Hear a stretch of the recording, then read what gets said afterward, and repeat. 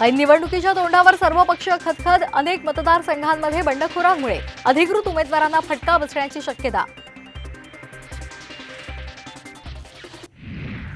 वर्षा बंगल्यावर आज महत्त्वाच्या बैठका, तिढा असलेल्या कल्याण, ठाणे आणि दक्षिण मुंबई या जागांवर चर्चा होणार।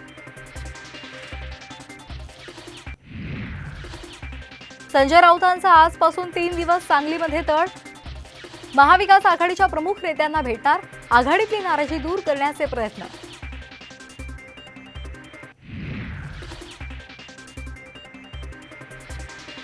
काँग्रेस विदर्भातून लोकसभा निवडणुकीच्या प्रचाराचा नारळ फोडणार, भंडाऱ्यामध्ये राहुल गांधींची 13 तर प्रियंका गांधींची 15 एप्रिलला चंद्रपुरात सभा।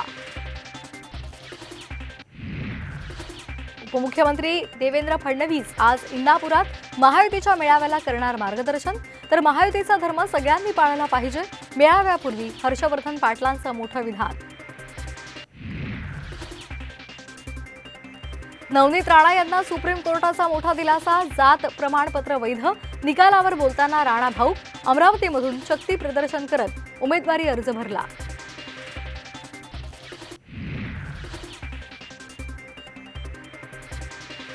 शरद पवार गटाकडून आतापर्यंत 7 उमेदवारांच्या नावांची घोषणा, बीडमधून बजरंग बाप्पांना उमेदवारी तर भिवंडीमधून बाळ्या मामा फुंकणार तुतारी।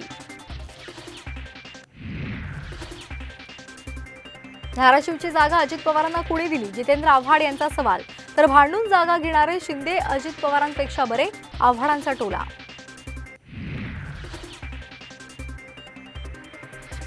मी निवडणूक लढवणार म्हणजे लढवणारच, कॉलर उडवत उदयनराजेंची रोखोक भूमिका।